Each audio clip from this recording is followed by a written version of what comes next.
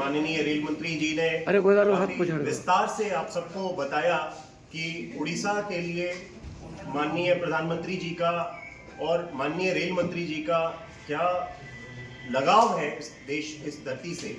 उसके लिए उन्होंने 10,599 करोड़ का, जो कि रिकॉर्ड अब तक का एवर हाईएस्ट एलोकेशन है, वो उड़ीसा के प्रोजेक्ट्स के लिए किया हुआ है। 10,599 करोड़ का टोटल एलोकेशन है और पिछले 10 वर्षों में उड़ीसा में 2046 किलोमीटर की नई ट्रैक्स बनाए जा चुके हैं, 3rd लाइन, 4th लाइन और नए ट्रैक्स। और टोटल जो भारत सरकार का रेल मंत्रालय का इन्वेस्टमेंट है उड़ीसा में, वो 78,000 करोड़ रुपए का इन्वेस्टमेंट चल रहा है इस समय। तो साथ में 59 स्टेशन पूरे उड़ीसा में, जिनको कि अमृत भारत योजना के तहत उनको अमृत स्टेशन में उनका विकास किया जा रहा है। 6 वंदे भारत ट्रेनें चल रही हैं। कोलकाता से चेन्नई सारी जो ट्रैक्स हैं वो सब 4 लेन कर दिए जाएंगे, 4 ट्रैक्स कर दिए जाएंगे। और उड़ीसा में 1898 किलोमीटर का जो ये कवच ये ट्रैक्स पर लगा दिया सैंक्शन हो चुका है। इस पे काम तेजी से चल रहा है और 10,000 टोटल लोकोमोटिव्स पे ये कवच का कार्य होगा। उसके अलावा अगर आप देखेंगे तो कवच के मतलब इस समय 522 रेल फ्लाईओवर और अंडर ब्रिज, ये 2014 से लेके अब तक में उड़ीसा में रेल फ्लाईओवर और अंडर ब्रिजेस का कंस्ट्रक्शन की ये स्टेटस है। और लिफ्ट 43 लगाई जा चुकी हैं 2014 से अब तक। एस्केलेटर 18 लगाए जा चुके हैं। 6 वंदे भारत जैसा कि आपको बताया गया और 59 अमृत स्टेशंस पे कार्य चल रहा है। तो ये पूरे उड़ीसा के विकास के लिए रेल मंत्रालय लगातार तत्पर है। लगातार, जैसे अभी भी बताया आपको कि जो हमारा टिटलागढ़ का एरिया है, जैसे वहाँ पे एक हमारा कॉर्ड लाइन का, वहाँ पे साथ में एक फ्लाईओवर का भी कार्य सैंक्शनड है, जो कि 300 करोड़ रुपए की लागत से फ्लाईओवर हो जाएगा। तो जो रायपुर से विशाखापट्टनम जाने वाली गाड़ियां हैं उनकी सुविधा होगी। उसी तरह से संबलपुर में भी टोटल 3 फ्लाईओवर का कार्य सैंक्शनड है।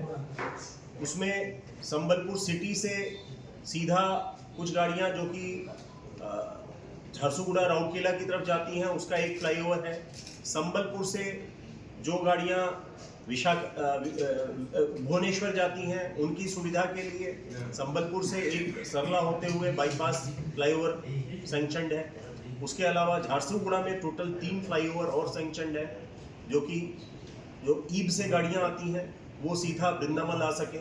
जो झारसुगुड़ा से रोड से मतलब वृंदावन से जो गाड़ियां झारसुगुड़ा जाती हैं उसका एक फ्लाईओवर पे काम चल रहा है और एक अलग से जो कि झारसुगुड़ा स्टेशन को कनेक्ट कर रहा है। तो 3 उस एरिया में फ्लाईओवर सैंक्शन है।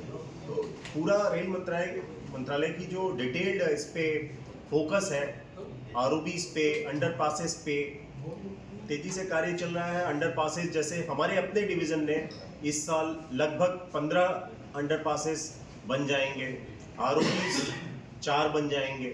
तो ये तेजी से सब पे कार्य चल रहा है। Thank you. संबलपुर डिवीजन में नया ट्रेन कोई समझा? ये संबलपुर डिवीजन में तो नहीं आएगी, पर उड़ीसा में ये ट्रेन आएगी, जो कि ये एक अमृत भारत जो कि मालदा टाउन से बेंगलोर है, तो ये संबलपुर होके ही तो जाएगी, है ना। तो ये मालदा टाउन से बेंगलुरु एक अमृत भारत एक्सप्रेस है। तो 5 डिस्ट्रिक्ट इसमें कवर होंगे और 8 स्टॉपेज। तो मालदा टाउन से बेंगलोर गाड़ी है, अब वो देखना पड़ेगा कि उसका रूट एग्जैक्टली क्या तो सारी चीज़ देखने में आती है। कई ट्रेन है सर, वीकली है, लेकिन लोगों को उसमें जगह नहीं मिलता, हमेशा वेटिंग लिस्ट रहता है। जिस तरह बॉम्बे जाने के लिए, आपका अमृतसर जाने के लिए और कई ट्रेन है सर, सब वीकली है। जयपुर जाने के लिए, लेकिन क्या उनको डेली करने का कोई विचार कर रहे हैं क्या? देखिए, ट्रेन जो है वीकली और डेली तभी ये होता है कि उसका अगर ऑफिशियली अगर हमें इतने टिकट्स की बिक्री होगी तो वो उसका रेलवे भी फिर उसको वीकली या उसकी फ्रीक्वेंसी बढ़ाने के बारे में करेगी। सर टिकट तो हमेशा वेटिंग लिस्ट रहती है सर, जब भी जाइए वेटिंग लिस्ट मिलती है आपको। उसमें और भी जैसे मान लीजिए रेरा खोल से टिकट ज़्यादा बिक गए हाँ सर। या झारसुगुड़ा से ज़्यादा टिकट बिक गए तो संबलपुर के लिए फिर वेटिंग लिस्ट हो जाती है। चलिए थैंक यू सर।